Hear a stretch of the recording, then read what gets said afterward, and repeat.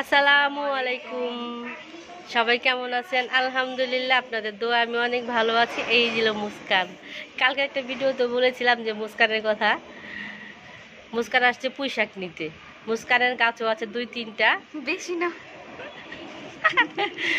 এই জন্য হাওলাত নিতে আসছি বড় বোনের কাছে। তাহলে চলেন পুঁই শাকটি দিয়ে দিই মুস্কান রে। চলেন। এই যে ছুরি নিয়েছি, মুস্কান গাছে ট্যাং করে কেটে দিব। পুঁই শাক কাটি আসে।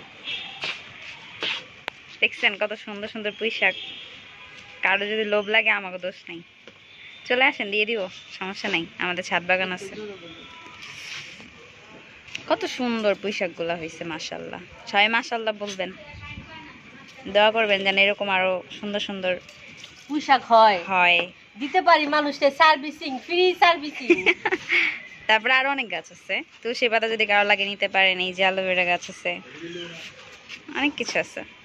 আবার এই যে নতুন চারা বুনছে, এগুলো হবে ইনশাআল্লাহ। তবে লাউ গাছ হইছে, মানে এই যে হইছে, যদি লাউ হয় আপনাদেরকে ইনভাইট করব, এসে খেয়ে যেন সবাই, না বলো? ফ্রি সার্ভিস দিব সব বাগানের।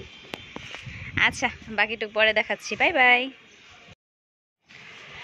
এই যে পুঁই শাক কাটা শেষ, মুস্কানকে দিয়ে দিলাম।